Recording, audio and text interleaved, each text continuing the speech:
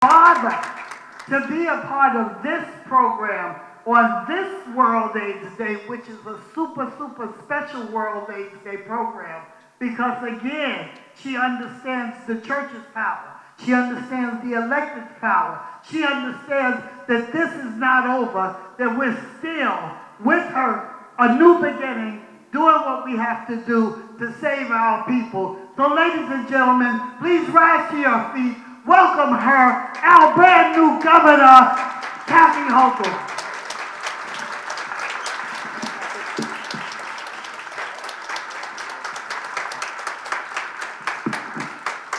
Good morning, church. Boy, this feels like a Sunday, doesn't it? I wonder if this counts. Catholics are always wondering, does this count for the next Sunday? Because I was raised as a Catholic. I am so honored to be back here. First of all, Dee Bailey, thank you for the incredibly warm welcome.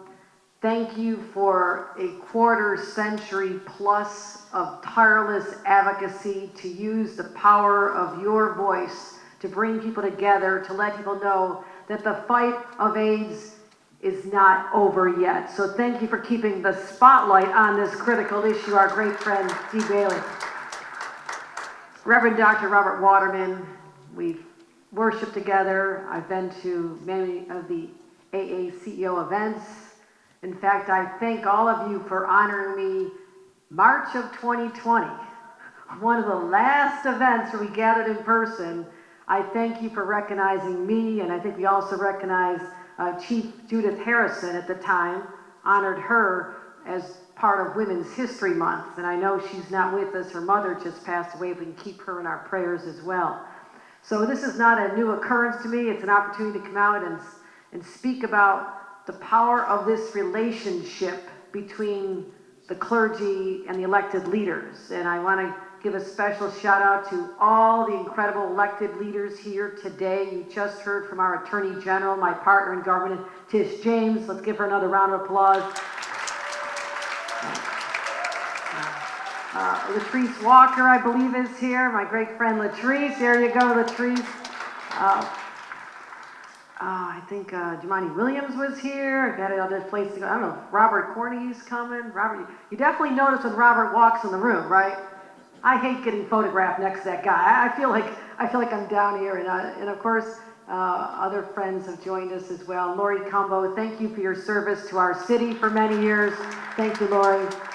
Tremaine Wright, who I was able to lift up and empower her to lead something that I believe is going to eradicate society's racial injustice and all the mass incarceration that occurred, particularly young black men, when it came to the possession of marijuana. We now have legalized marijuana, and she is leading our efforts to make sure that communities of color are not left behind when there's money to be made. That's the challenge we have to face. So who else would I put in charge of this other than our great former Assembly member, Tremaine Wright? I want to thank her for leading that charge. Thank you, Tremaine.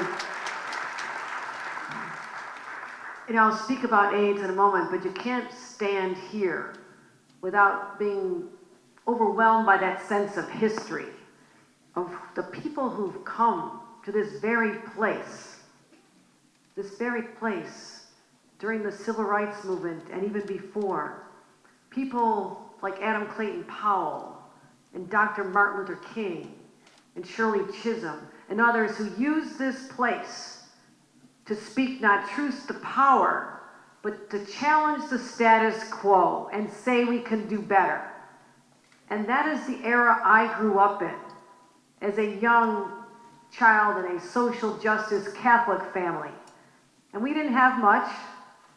My parents actually lived in a trailer park, not exactly where the wealthy live, near a steel plant in Buffalo where my father worked, my grandfather worked. Irish immigrants who found jobs making steel, which is partly why I'm so tough. I have steel running through my veins, and you have to in this business.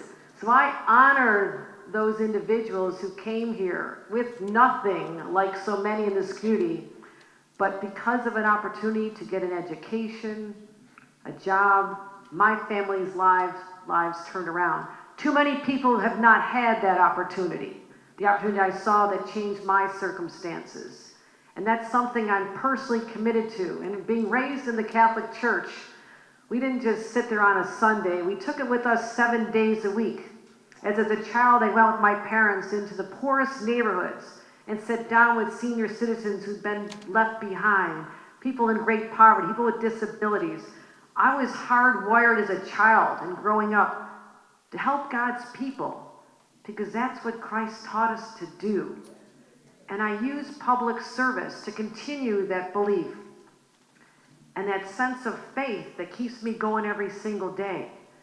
So I stand here humbled to be your governor, honored to have this, and know that every day I'm called to do God's work as every one of us are. And we must work together. I see our great district attorney here as well. Eric Adams, thank you for joining us. I know we're going to hear from you as well. Eric Gonzalez. How often does that happen, Eric? Okay, I was thinking, Deborah was just talking about how we had to work with Eric Adams. I had Eric Adams in my head, Eric Gonzalez. But I will work with you. Also, Eric Adams, I have a news flash for everybody here. What I said on election night when Eric Adams handed me the microphone to speak on his election victory night. I said the era of fighting between the governor of New York and the mayor of the city of New York is over, and instead we're going to fight for all of you. And we can do that, and that is so simple. And we will embrace the challenges, and challenges like AIDS, which brings us here today to make sure we never forget. And when you think about the families that were devastated by this mysterious disease, and there was so much hatred toward people and lack of understanding and prejudice against the black communities, but also the LGBTQ community at the time. There was a lot of hatred in people's hearts and fear, tremendous fear that this was going to spread and they would all get sick. They had to stay away from people. And I remember Hazel Dukes telling me a powerful story that I still think about, how she went into a hospital with someone who had contracted AIDS, and all she did was put her arms around him and gave this person a hug. She said that person cried because they said people were so fearful they wouldn't even touch him anymore. He was isolated and alone. We've come away from that, but it took a long time to overcome that prejudice and that hatred. And it still permeates, and that's why we still have health disparities that came to light during this pandemic more than ever before. If you ever thought that the black and brown communities were left behind when it came to good quality health care, the COVID pandemic, where more people were hurt, more people got sick, and more people died, that is what we're dealing with still today, because this pandemic is not yet behind us. And I will continue to work with the clergy as we have. There's a truck out front supported by the state of New York. We'll continue bringing the services to the people, because the members of the clergy and the people who sit in churches trust the people who speak to them from here.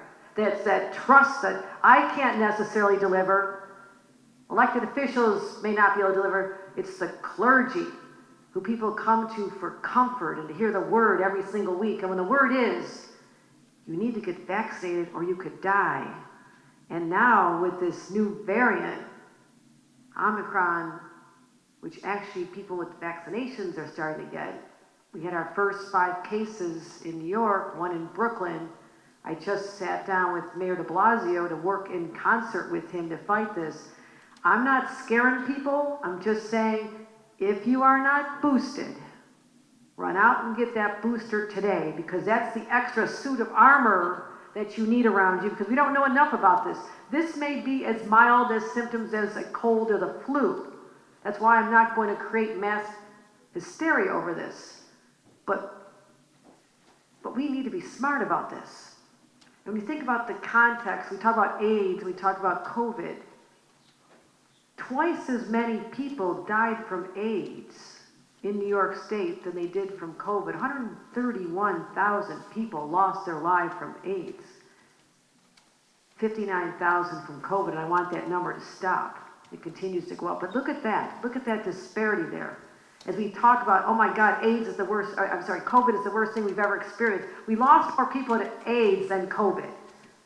So I honor those who kept up this fight, and you need to know the state of New York is your partner as we continue to bring education and testing and resources and treatments to every community, because right now we woke up, there's still 100,000 people who have AIDS in the state of New York alone. We have to protect them, protect our families, protect everyone from this pandemic, and work together to bring it all back. I don't want to see any more small businesses. And Tremaine Wright and I used to walk her district together when she was in the assembly and visiting these small entrepreneurs who are struggling so hard to make it happen. And so many of them are shut down and they're hurting in our little restaurants. I don't want that to happen again. So let's be smart. We can stop this by getting vaccinated, getting the booster, wearing the masks indoors, staying 6 feet apart. But other than that, still support our community and our churches and all the other institutions that were so devastated during this pandemic. And yes, we have other issues to work on together. We have to do more to fight the specter of gun violence, which is why I banned ghost guns. Believe it or not, you could make a gun that was parts of which are mailed to you, put it together and go shoot somebody before I signed it into law 2 weeks ago. We have other things to do as well, and I'm committed to working with Eric Adams as the new mayor to fight crime in the streets, to make sure that we have public safety, and go back to where we were in February of 2020, where New York City was the safest big city in this country. We fell fast and hard, but that's why I know we can come back. We can come back. We have to be committed to doing this and making sure we do it in a way where the police treat people with respect and people also respect the police. Okay, that's the relationships that has to be rebuilt, and we can do that working together. And in a few weeks, I'll be announcing my initiatives for the State of the State Address, continuing to fund important healthcare initiatives like AIDS research, treatments, continue to fight COVID. I'm making sure that there's testing sites, vaccination sites, pop-ups everywhere people want them, they'll be there. But also we have a housing crisis. We have to make sure that people have affordable housing, and the plan I have, you're gonna love. It is bold, it is ambitious, and no one has ever undertaken what I plan to do. One thing you need to know about your governor, she is impatient. I want things done yesterday. We have waited too long for change to come, and my friends, change has arrived. And I thank all of you. Thank you for your friendship and coming together, clergy, elected officials. This is how we make things happen. And I thank you for the privilege to be your governor. Thank you.